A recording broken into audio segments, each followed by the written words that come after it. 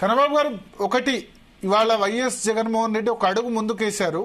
ఈ మధ్య కాలంలో కొంత పదజాలం అంటే సప్త సముద్రాల అవతల ఉన్న పోలీస్ ఆఫీసర్స్ ఎవరైతే దీనిలో ఇన్వాల్వ్ అయ్యారో తప్పుడు కేసులు పెడతారో వాళ్ళ బట్టలు ఊడదీసి చట్టం ముందు నిలబెడతామన్నారు. అంటే అంత ఎక్స్టెంపర్ గా ఎందుకు మాట్లాడాల్సి వచ్చింది జగన్? సార్, ఇప్పుడు ఒకటి గమనించండి, కార్యకర్తల మీద జరుగుతున్న దౌర్జన్యాలు గాని, నాయకుల పట్ల ఇప్పుడున్న ప్రభుత్వం వ్యవహరిస్తున్న తీరు గాని చూశాక ఏ నాయకుడికైనా సరే కడుపు మండుతుందండి. ఇప్పుడు అన్యాయంగా కేసులు పెట్టడం, ఇరికించడం, బెదిరించడం, భయపెట్టడం, దౌర్జన్యాలు చేయడం, ఇవన్నీ చూసిన తర్వాత ఒక నాయకుడిగా రెస్పాండ్ కాకపోతే ఏం చేస్తారు? ఇంకా ఎప్పుడు ఒక మాట అన్నప్పుడు ఆచితూచి మాట్లాడే జగన్మోహన్ రెడ్డి గారు బట్టలోడదీసి మేము నిలబెడతాము అని అంటే ఆ స్థాయికి ప్రొవోకేట్ చేస్తా ఉన్నారు.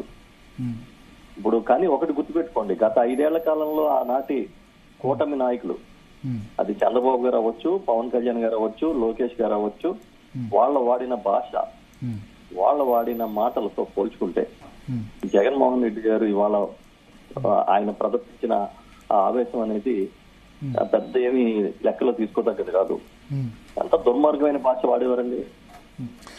కానీ అంటే సరే, ఇది ఈ కేసు పక్కన పెడదాం. వల్లభనేని వంశీకి సంబంధించిన కేసు ఒక ఓపెన్ సీక్రెట్. దేని గురించి పెడుతున్నారు?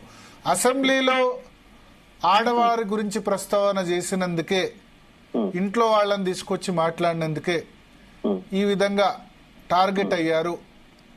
ఆయనైనా, కొడాలి నాని అయినా, ఇంకా వేరే వాళ్ళైనా టార్గెట్ కాబోతున్నారు. ఎందుకు ఆ విధంగా మాట్లాడాల్సి వచ్చింది? అప్పుడే జగన్ దాన్ని ఖండించి ఉంటే, వాళ్ళని మందలించి ఉంటే, లేకపోతే తప్పు చేశారు అట్లా మాట్లాడద్దని చెప్పుంటే ఇక్కడ దాకా వచ్చి ఉండేది కాదు అని అంటే మీరేం జవాబిస్తారు? పట్టాభి అని ఒక నాయకుడు జగన్మోహన్ రెడ్డి గారి గురించి మాట్లాడిన ఒక పదం అది తర్వాత కదా సార్, ముందు అసెంబ్లీ ఎపిసోడ్ కదా. ఒకసారి నన్ను మీరు అడిగారు, నేను చెప్తున్నాను. అది తర్వాత ఇది ముందంటే కాదు కదా సార్. పట్టాభి అని ఒక నాయకుడు మాట్లాడిన భాష, ఆయన తీరు అట్లాగే చాలా మంది రకరకాలుగా ప్రొవోకేట్ చేశారు.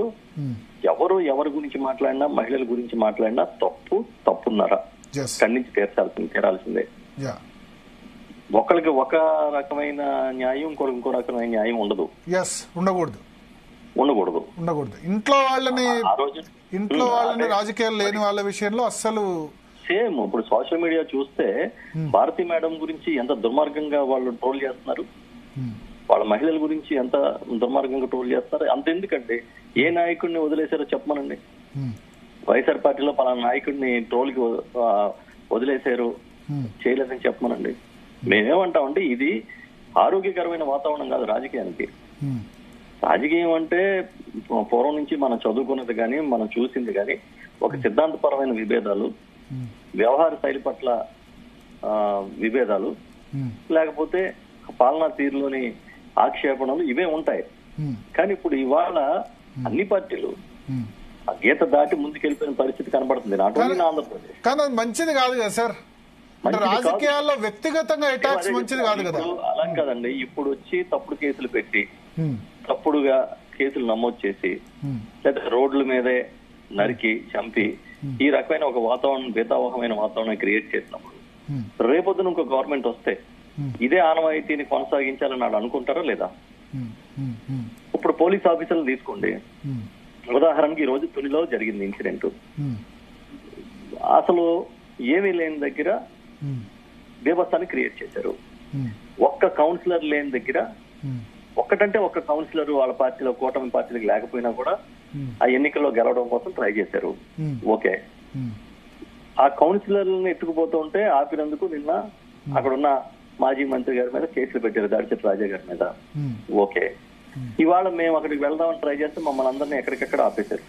కానీ సుమారు 2-3 వేల మంది కార్యకర్తలు తెలుగుదేశం పార్టీ వారు కౌన్సిలర్లను మోహరించి చుట్టూ ఉండి వాళ్ళని కదలకంట ఆపేశారు. ఆ బస్సు తాళం కూడా లాక్కుపోయారు. 144 సెక్షన్ నిషేధాజ్ఞలు ఒక పార్టీకి వర్తించి ఇంకో పార్టీకి వర్తించవా?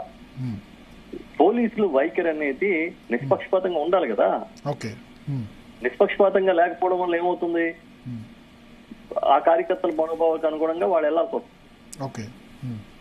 దానివల్ల మీకు అగ్రెసివ్నెస్ అనేది తప్పని పరిస్థితి కనపడుతుంది. ఇప్పుడు ఎవరు అధికారంలో ఉంటే మున్సిపల్ కార్పొరేషన్స్, లోకల్ బాడీస్ అన్ని తెలంగాణ అయినా